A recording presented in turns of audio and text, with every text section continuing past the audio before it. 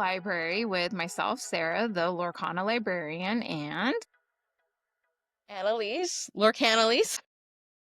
we discuss everything from the Disney Lorcana lore, the story in the cards that we find, the art, and kind of following along to the little narrative. I don't know. Hold on. What do we do? Okay. What are we doing here? Nobody knows.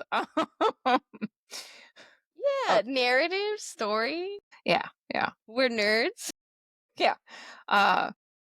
Diving deep into the lore behind Disney Lorcana trading card game and looking at kind of what we can little nuggets we can pull out of the art and the flavor text and the little snippets that they gave us on Discord narrative, the website. It's a lot of detective work. We're like Detective Mickey and Donald going around with our spyglass trying to figure it out. Also like Basil, as we'll find out today, because today we're diving deep into Shimmering Skies, Azurite Sea, and Arcasia's Island, gearing up for the release of Jafar's Island. So next week we'll do a deep dive into Reign of Jafar, kind of look at everything that we've learned thus far and how it's connecting into this epic battle with our new villain. So last villain that we visited was Ursula. We just got done with we've gone into Ursula's deep trouble. And so we've defeated Ursula's deep trouble. She has tried to entangle glimmers and use them to her design, and we stopped it with the help of Ventura, Shanzay, and Martin. And now we get to go have a big celebration. So Shimmering Sky, set 5, we're looking at having a celebration. Some cute things that I've noticed in this set. We've got our Mickey and friends are all in charge of the food. So, of course, a food fight ensues from that. From there, we've got down on the celebration grounds, which used to be kind of the training grounds. Now they're celebration grounds, and we see a lot of celebration happening, some games going on. I saw a carousel in the background of the Sven card, kind of whispering hints at fables, perhaps. I don't know. But everybody's having a good time. And in order for them to all have a good time, which I think is a really, really, really cute detail, is all of the knight characters are on the perimeter keeping guard. So we've got Snow White as a knight and the 7 dwarf knights. They're all in like kind of stationed around the perimeter to make sure none of the villains kind of create any chaos. Speaking of villains creating chaos, Maleficent has decided to decorate with thorns, which has got Merryweather and, gosh, what's the name of the other fairy? My goodness. Flora, Fauna, and Merryweather, right? So we've got 2 of the fairies, and they're taking those thorns, and just like in the movie, one of them is changing them into blue ribbons, the other is changing them into pink ribbons. So you have that like make it blue, make it pink, and the other fairy is there making the cake, just like in Sleeping Beauty, which I very much enjoy. Seeing that harken back to the story and how, Oh, yeah. if you are unfamiliar, when they are decorating for Aurora's birthday, the fairies are decorating the house, and 2 of the fairies have this big battle of make it pink, no, make it blue for the decorations. And kind of looking at these cards, we definitely see classic story kind of being told there. Also, Maleficent kind of mad because we see all the villains kind of behind the velvet rope, not being allowed into the party at all. And Kronk is there to make sure that they don't get in, which is hilarious. He's And bodyguard. one of my favorite like 2 cards in this set are the Mother Gothel, her getting like turned away and seeming like upset, and then her return as the Floodborn in like I call it Met Gala Gothel. Like she looks so beautiful in that art. And I like that there's like a little story there, like, oh, I'm getting turned away, then I'm gonna come back fabulous. I kind of love how we have like some Storyborn characters versus their Floodborn and that like interaction with like the party. Okay. Because, like, I'm looking at the Mother Gothel, like, the storyboard, and her face is just like, How I dare shouldn't be in the you? back of the line. I should be in there. Yeah, how dare you? Why am I not in there? And then we get what I call the Met Gala Gothel. Yeah. The just fabulous Floodborn. I'm coming in. I am a party goer. Let me inside. I love it. But then I noticed love it. it's similar with Clarabelle, because Clarabelle's Storyborn one is a wallflower. But then the Floodborn light on her hooves is just like partying, dress, enchanted version. So I think that was a lot of fun that they get to see like a little personality shift or a little like we talked about it as if like a what if before, Yeah. but their interaction with even a singular event, the different characters getting different interactions with that based on whether they're storyborn, dreamborn, or floodborn. So with those two, that's fun. And it's not even just the villains, because Clarabelle also gets a moment that's a little bit more, a little bit more tension, a little bit more like fun than the Yeah. original.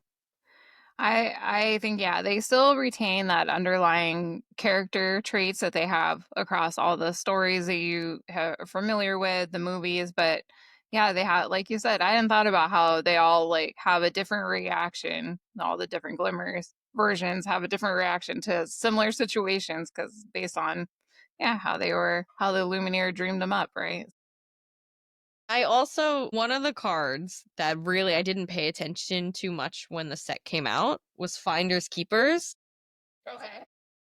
And the enchanted, I'm like, okay, it's pretty. We see like the party, but then if you look closely, yeah, you see like Iago is like bringing the lamp to like the Great Illuminary, and that's like one of those great like. So I feel like in like you were saying in Shimmering Skies, we see a little bit of Jafar and a little bit of Basil and a little bit of Iago doing some things that are gonna be in the long term story, but it's subtle. You don't fully see it yet. And I can appreciate that so much more now looking back at this set than I did originally.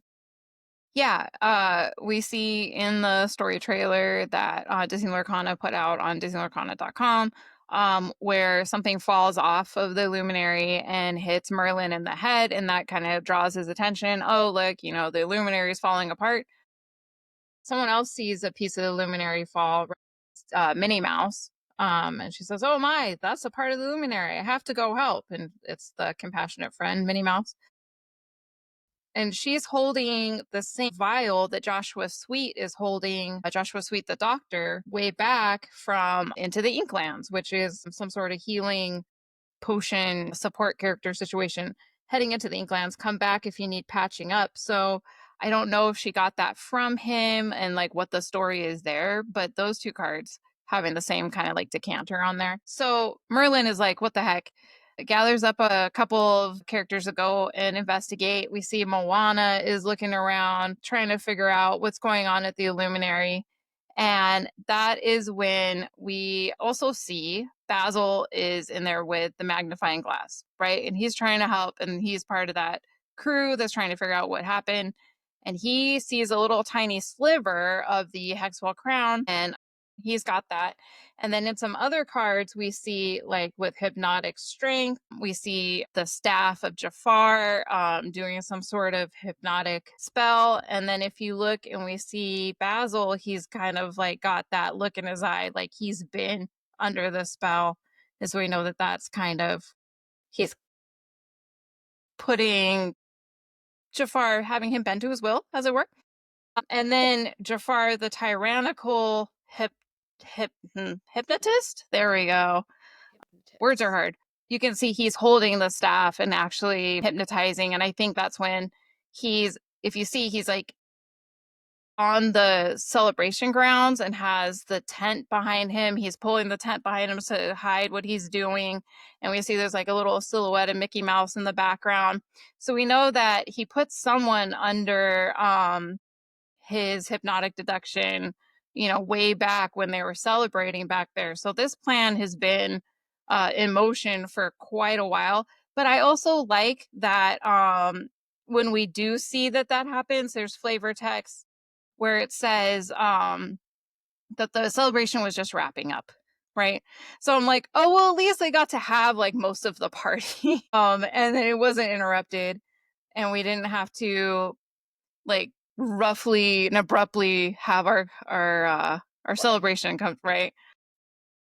Martin had a chance to do his song. We got Ellen Adale, Rockin' Rooster, and his flavor text says, "Thank you." And now here's a little ditty for our Floodborn friends that we call Martin and the Flood. Man, Martin can't Which catch a I just feel break. bad for Martin. It just won't die, right?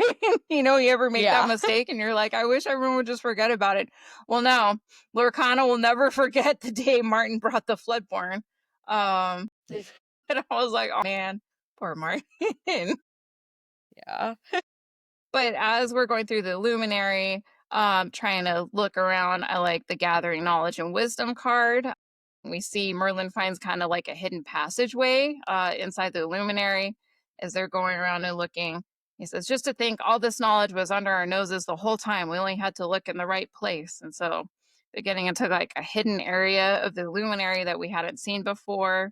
And I feel like the story is getting really developed in like all of the artwork.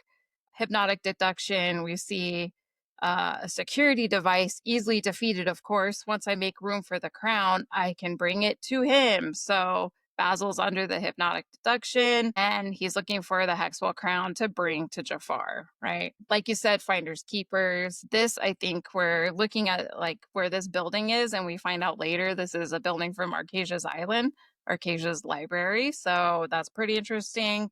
We start to see hints of like further sets because he's not in the Illuminary, right? When that's happening. So we're like, ooh, what's going on with the lamp later? Zazu, advisor to Mufasa. Oh, I guess one quick spin through the lights won't hurt. And you see him, he's up there with like they're kind of like doing fireworks.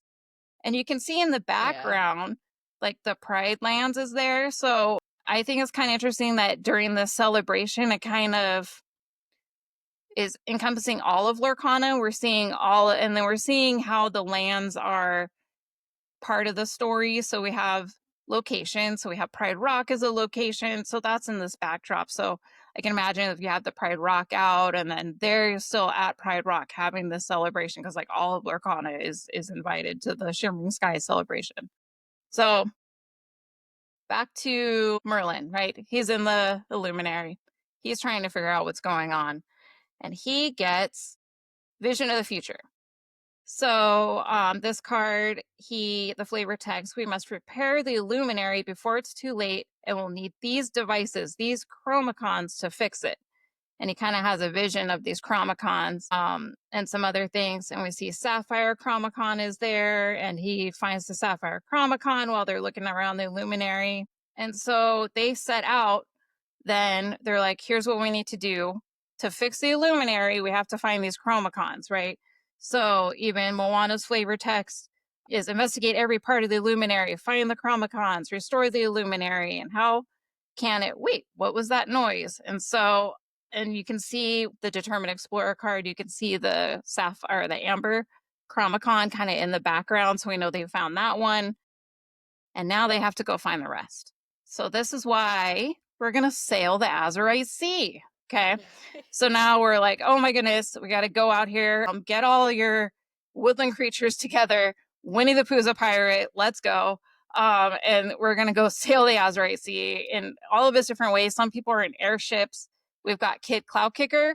That's what he was doing, right? He's flying. So we're harkening back from our past sets and be like, oh, okay, I can see what's happening here.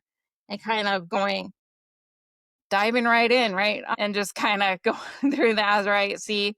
And then we're going to try to find more of these chromacons. And somehow these chromacons are the key to restoring the Illuminary somehow. Did you find any other hints that I have missed or anything that you thought was cute in the art? Sure. I will say, well, just like leaving Shimmering Skies, I was surprised the White Rabbit also has like did a piece just fall off the Illuminary?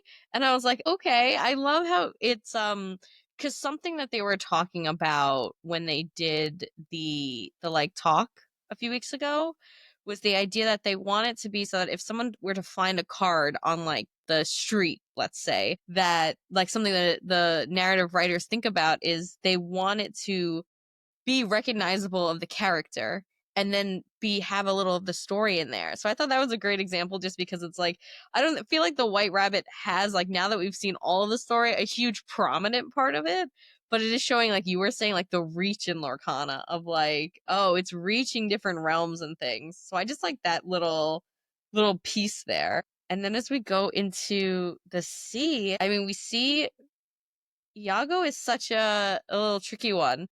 We see the Iago reappearing parrot, and we talked about how like there's just this little line through of like, all right, he's not doing anything directly with the crown, but in Shimmering Skies, he's carrying like the lamp to Jafar. In Sail the Azurite Sea, he's like cracking open like an hourglass, and you get to see like not only the villains but their helpers, like the Yeah. little helpers doing some things in the cards and art, and I really do like love that. The sidekicks. Yeah, I think, as we're sailing the Azurite Sea and we're kinda just navigating, we're looking for Chromicons, items become more handy, right? A lot more character using, like, a lot more items to get stuff done, and I think that's exciting to see different thematic items being used with the characters that, would use those things. Also, we're seeing a lot more, which I thought was fun, is inking mechanics. So things like Tipo and stuff like that, where you can, I think, yeah, Tipo is Shimmering Skies. So we're still like seeing more inkwell manipulation. And I think that that's fun for a set that's like based in water. But I think Azure Seas, I was really excited because part of me believed that we would have more hook interactions, just because we were having a lot more pirate stuff. So we did have like a pirate's life comes along, and we see a lot more kind of capitalizing on that pirate theme. I like how the art direction for the Enchanteds reminded me of a parchment that you would find a pirate map on, and that kind of had a real feel to Azurite Sea, Pooh Pirate. Okay, we've got like, these parchments. And also because we were looking for coordinates, we're on a search, we're on a hunt, and kind of treasure map. It kind of harkens to that. So we're upon this perilous maze of a sea, and it's just wild, right? And so once we get through the perilous maze, we find that we've come upon Arcasia's Island. At Arcasia's Island, we have a little bit of a rest. We're kind of regrouping and trying to figure out what we're going to do next. And that's when we come across Arcasia. And she has something special, which she helps the Illuminaries tap into something that they could have done all along, which is apparently use dual inks. So things like Venturo having Ruby Sapphire item, Inkcaster makes a lot more sense now, and that he can kind of tap in and harken or harness that ability of those two ink colors together to kind of create even more item synergy stuff. So we see things like Ink Geyser, which is a emerald and sapphire card that helps with like inkwell manipulation. But because we see a lot of discard in emerald, is kind of like, oh, you get to not necessarily discard, but pull these cards out of the inkwell like at random back into your hand. And so we're seeing the two inks play on each other, those two identities kind of in the card play, which I think is really fun. Looking at the story, we got a really cool like flip book, right? So we've got now we start to see pieces of the lore, and we get a whole story um with the back of our booster cards, and that's been a real treat to go through and actually see the narrative start to finish, like a little 20-page tiny little card version of it, and to be able to consume the story in more of a tangible way while you're opening the cards has been really fun, because up until now you kind of had to play detective and kind of look for it in there, but this was a way to say like, hey, the story is actually happening here, which was a lot of fun. I think that's nice too, because they had mentioned like the idea that it's a transition period. Like they're obviously prioritizing like someone should be able to pick up the game and play, even if they don't know the full story. Yeah. But now it's like some of those basic things of just like, this is a game, this is some things. It's like, no, now you guys understand the game. We feel comfortable giving you the story and immersing a little bit more. And I just thought the coolest thing was mixing that idea of introducing the illusion mechanic. Yeah. It fits the storyline so Hmm. well, and then it also is just a new mechanic for the game that changed, some decks up and changed the way we think about like actions. And even as like judges, right? That was a big question. Well, what constitutes an action? If I play this, does that count against the Jafar that is an illusion, against the Iago that's an illusion? And I love that that really was such a great example of syncing up the story with like the gameplay. Yeah.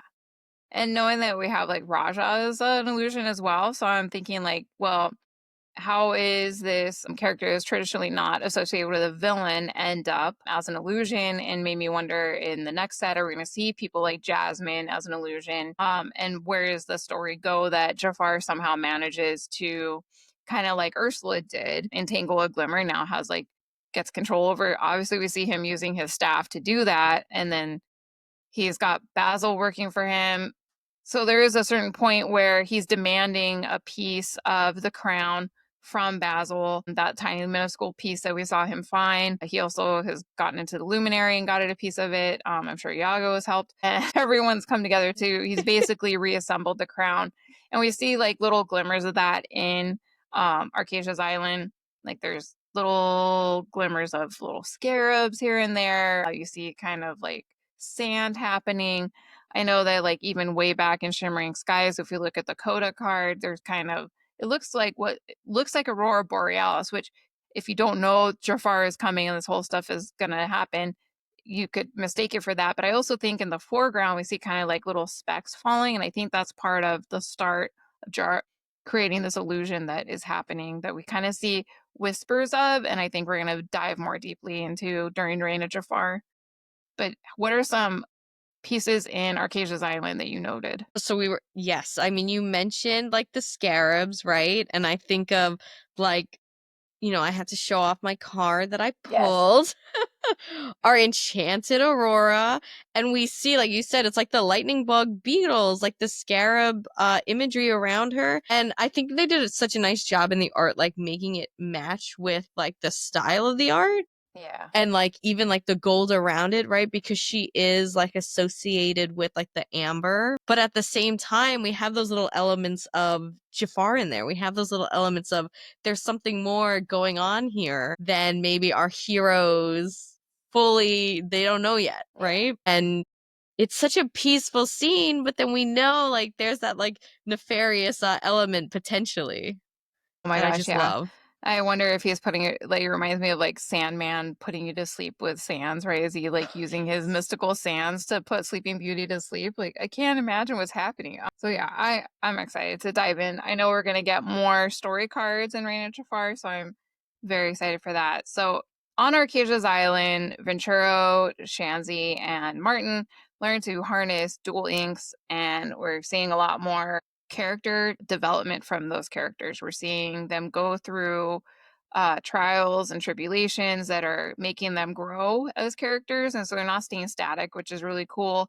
They have this, they're dynamic characters that we're gonna wonder. Like we've seen Martin go through it, and it makes me wonder, like, what is Shanzay gonna go through? What's gonna be her moment to overcome?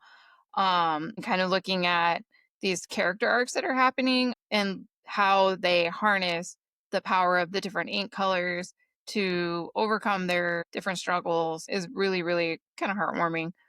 Very Disney, right? Yeah. So it's like if you believe in yourself, you can make a difference, and zero to hero, right? And so we're seeing that with these characters. And so it just even their story still feels very Disney, even though it is like they've said like kind of Disney fan fiction, as it were, in a very official way. But yeah, I the artwork in Arcasia's Island was just so calming. And I like how they blended nature with technology, because Arcasia's thing is just to really harness the her love of nature and animals. It's very focused on animals and this kind of cottage core aesthetic for that set. And kind of looking at how she looks, takes that and adds an element of technology. And I think that that's interesting because she does dual inks, and it's kind of like that duality, right? And so there's a lot of depth there with Arcasia and a lot of mystery. So Arcasia has a mask on, is in this big robe, has what looks like giant owl feet, but also human-esque hands. So I don't know who this could be. Is this the from the Illuminary that has gone missing, perhaps, or is this a different character? Um, I'm excited to see what happened to Arcasia, because we saw some little hints and some spoilers of some of the lore cards from Jafar, Reign of Jafar, and apparently she's gone missing. So that's Yeah, and then where are we gonna be hunting for Arcasia? Does Arcasia hold the key to, overtaking Jafar? But looking at different things in Arcasia's island and just seeing how they're harnessing nature and having an appreciation of nature to use nature as part of their toolbox in Lorcana. Did you notice any of the nature elements? I think there's one with the Snow White card that we got as a promo for if you did an event, Yes. right? If you look at the animals in the background, like the deer are kind of like almost a mechanical deer, and just Snow White is just there amongst them. And it's like those kind of elements like stuck out for me, that real blend of nature and technology. And I think that's what we're seeing in the Enchanteds. Like you have nature, right? This kind of like real nature um background, foreground, has a lot of flora and fauna in it. And but also kind of like in the Aurora one with the little scarabs that are flying around, this kind of technology. Yeah. And then Bolt. So we've got the Bolt card. He's running, and you see like the sprays of water. That's because Arcasia has like little traps that you can go through and train in Arcasia's island. And so Bolt's running through this kind of like water trap obstacle course to train and be a better dual ink amber steel puppy. So I love that. But yeah, I was just trying I to love find all how the much instances of like technology. totally. One, lore confirmed from Marie favorite cat, Arcasia is a cat girl. And I love when they put oh my god, I look so bad there. But I And love she's when they holding put Marie. Yes. the yeah, I love when they put the original characters in the cards, and they're never the focus of the cards, right? We've seen like Ventura's hands, for instance, like holding something. We see the different like Lorcana original characters as like part of like the background, and I kind of love that. So I love to actually see because we get a better look of the hands too, because that makes me feel like they might be gloves when we look at that card, Right? Do they not look which gets more human-esque into to like, you, like ooh, the who is hand? Yeah. this? Yeah. I think they know. I'm with you. I think that she is human under there. Yeah, Who and is it? I don't know. are those big boots? Like big, furry boots? Yeah, I it's wild. Yeah, and looking at like cards like Perdita, Playful Mother, right? She's got all of her puppies and she's putting them through the little obstacle course that Arcasia has created. So it's kind of like that blend of nature and technology, but also that I just love that Arcasia's just got like a gym for how you just like train up. Yes. So Arcasia's Island. And then we see something. So Wendy Darling, Pirate Queen, she's flying over and sprinkling pixie dust everywhere. And she can tell she's flying over the library. So that's one of the shots that we get of like the actual Arcasia's Island of the library, like in that background of that Wendy card. And we also have it as like an actual location, right? But just seeing the just giant like palatial Arcasia's Island and library makes me wonder what else is there that they haven't talked about. What else is hidden within the library, because it's huge, right? And we just kind of see Yeah.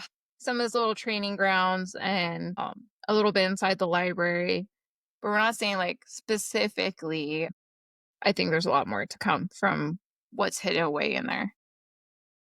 And I was paying like special attention to the villains in this because I know when the gamer article came out from the narrative developers, they had mentioned this theme of like and even in on the Ravensburger website, this theme of distraction for like the Yeah. set. So I was like, what are the other villains doing? And I noticed like Hades Fast Talker, it's like a zoomed out. You kind of see like the owl imagery off the cliff, and then you see like away the buildings that are closer up in like some of our other cards. But then he's got Yzma's vials, so I do think part of Uh, it is also us seeing like the other villains being a little bit distracted.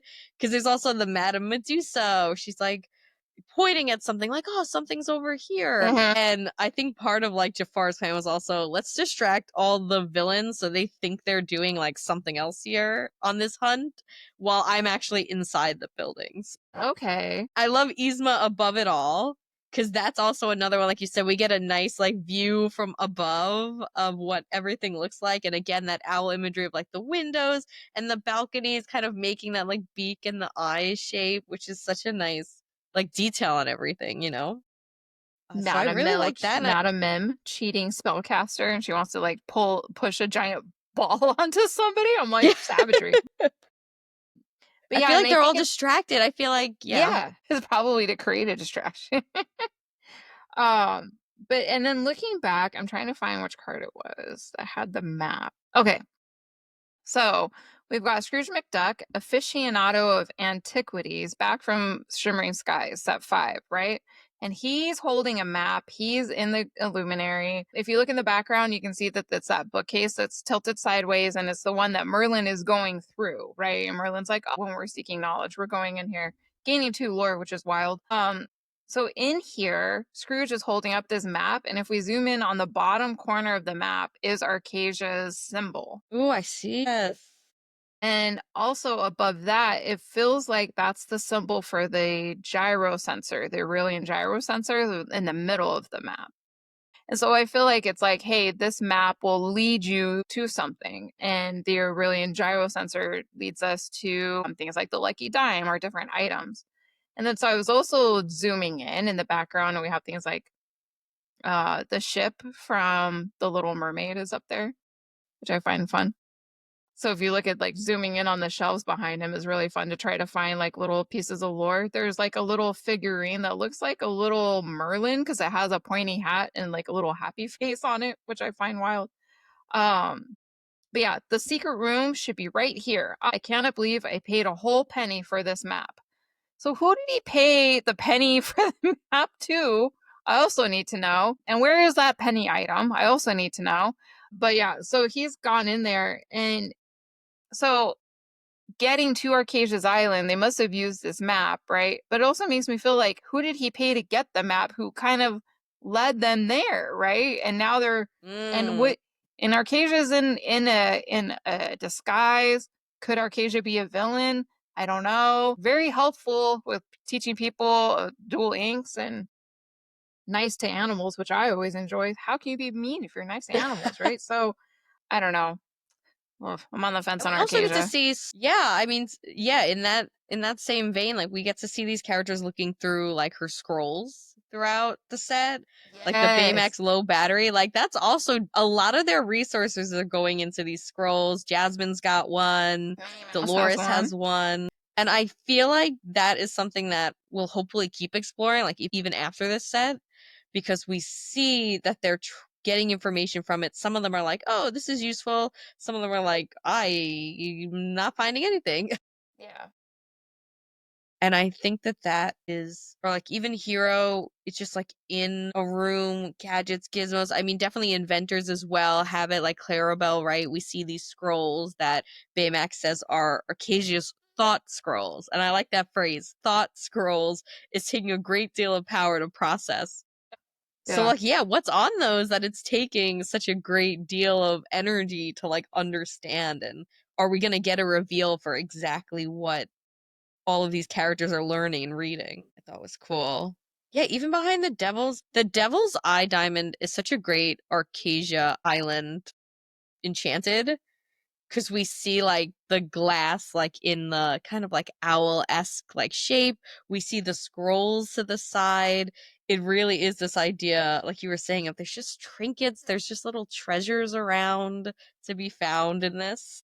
There's I think is so fun. much. There's so much to see in the background. And like the seeing the hints of Jafar everywhere in Gantu, experienced enforcer. I noticed in the background we've got like this steel symbol above an archway, and the archway is kind of lit up, right? And Jumba's coming out of it, but his eyes are kind of glowing, like he might have been under Jafar's command, or is he just like frightened and running away? It's hard to tell because Pleakley is definitely scared and running away. But I'm wondering, this looks like if you look in the doorway, like really, really closely, it looks like the outline of Jafar and his staff. And it looks like he's literally coming out for them. And I think this might be the nexus of Jafar invading the island, because Gantu is there and he's kind of just walking in, but he doesn't look that like scared about whatever is happening. He's just walking in. But you can tell this is like Arcasia's island, like the way that the stonework looks and things. We're definitely in Arcasia's library. And I think that this is when he makes his entrance. But since it has this steel archway, it makes me feel like it's the steel Jafar that's causing the problem back from before when we saw him trying to hypnotize Basil. So that steel Jafar is just, I wonder how the other Jafars feel about him. I don't know. That they're like, you ever watch the news, and like, they're like, and then this person, and you're like, please don't be, and then insert whatever you are, because you're like, I don't, and you're like, well, thank God it wasn't a, but this is like, come on, don't be Jafar, don't be Jafar. And he's like, every time. Uh, there's a good Jafar out And there that's just Jafar, like I annoyed. mean, and he transcends the ink color too, this Yeah, set. He gets right on the dual ink train. for real. Yeah, I think it is that here, that steel Jafar. Where is he from? Set 5.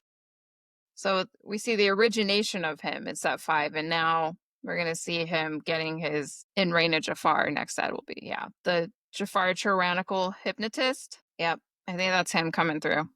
But That's some like when you watch like CSI level zoom in that you're doing. yeah, enhance, They're like enhance. enhance, enhance.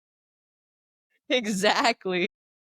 But I was like, who's back I love there? Who's that. running? No, wait, who's in the doorway? Yeah. The steel coil. You also see the background. You can see Arcasia's Islands library in the background.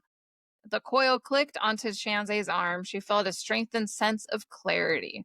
So cool to see the steel coils and how they influence the Illuminaries. And I'm excited to see if they help them in their quest to defeat Jafar.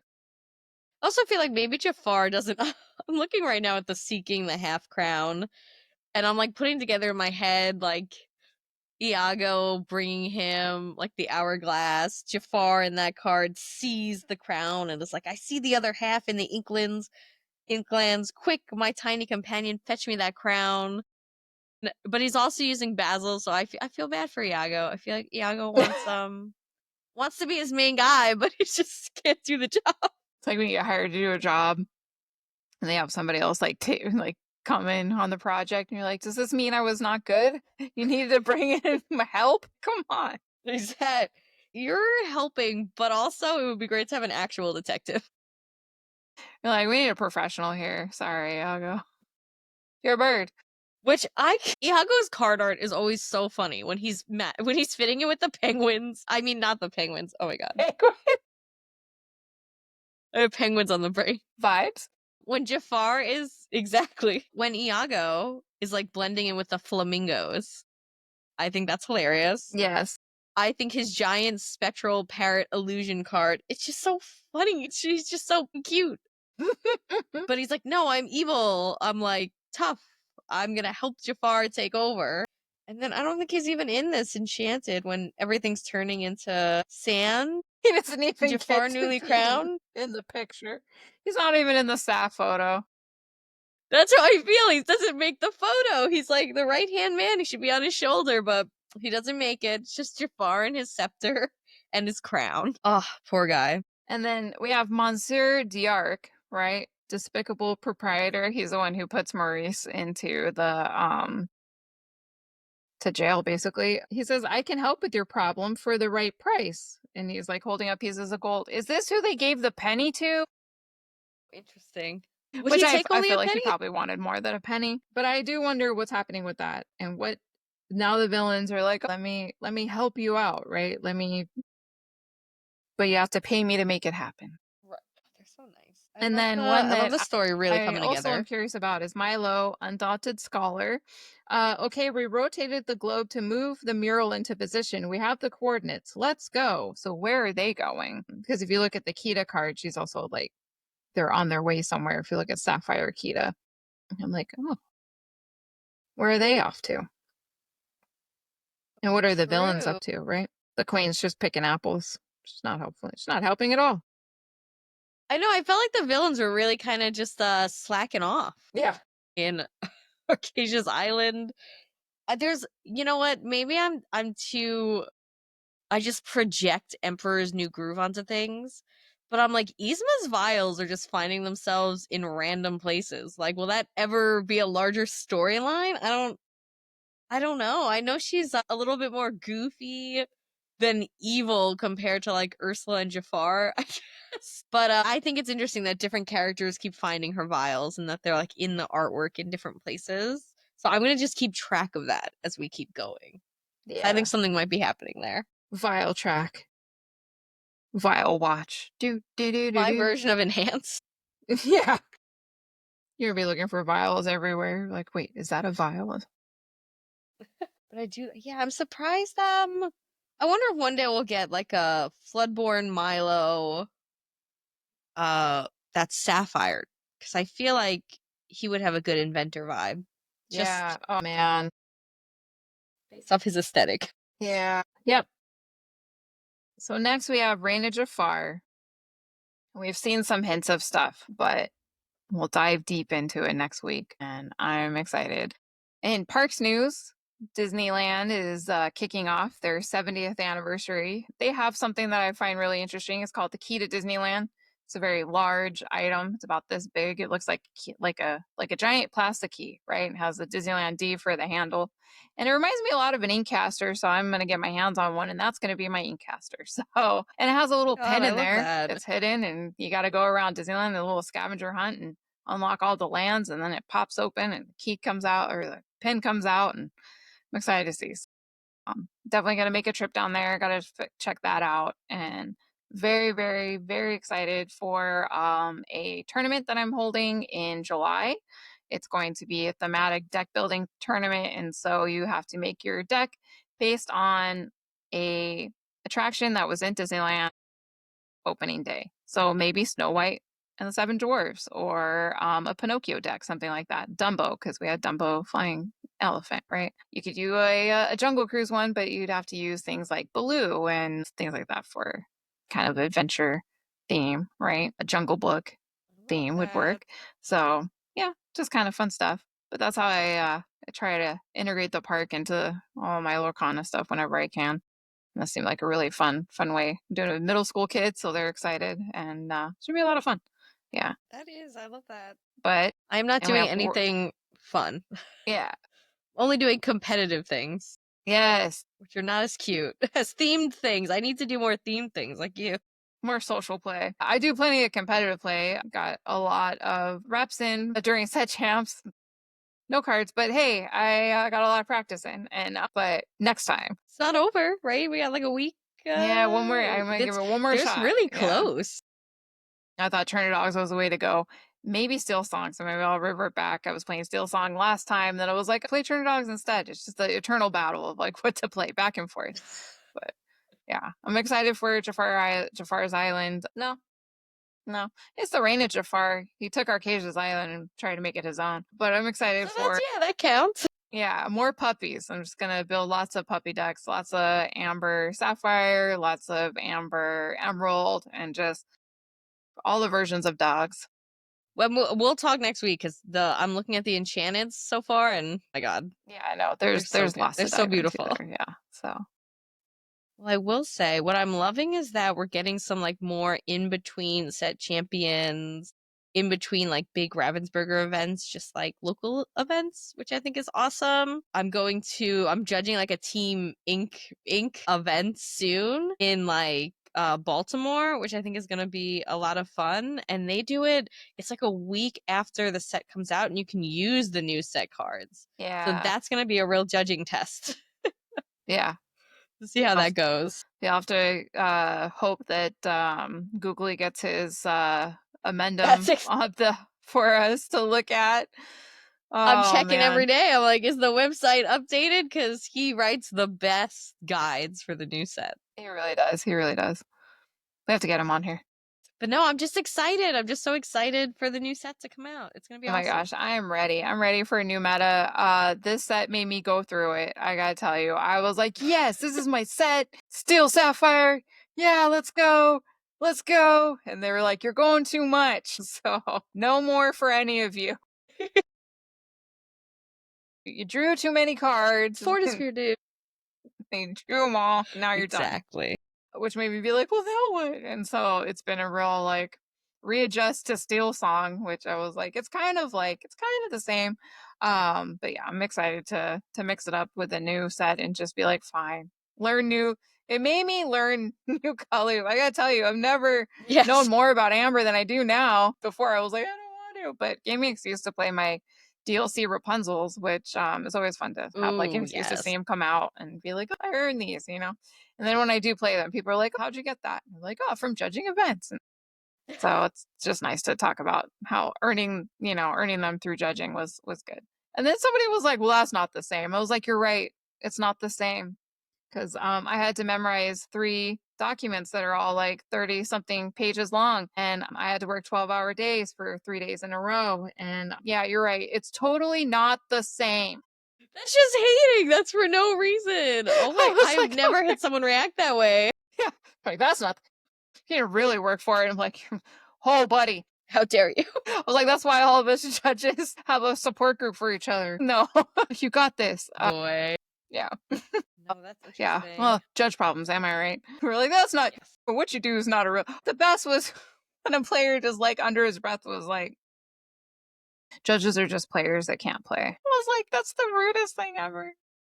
I was like, I That can't is the play, rudest. That's sir. when people are like, when people are like, teachers can't, like, when you can't do, you teach. Like, Those who can't do, oh yeah. my God. Yeah. Listen, I just don't have enough money to travel. Yeah. So I found a good compromise. There's Get nothing paid wrong to with be that. here. Yeah, exactly. That's a crazy criticism. My God, that's not I it. love it. It's so good. I was like, wow, you're spicy. You're just mad. 2-game format brings out the best in everybody. Am I right? Anyway. Oh my God, I forget that exists. Yes. No, I just 2-game had it for format. set champs and I was like, oh, great. Very deeply hopeful that we don't see it again in season 2. Next week, diving right into Reign of Jafar. It'll be all about Jafar and also all about upcoming worlds. So that's going to be fun. So until next time, I'm Sarah. I'm Annalise. And this is the Lore Library. Lore Library.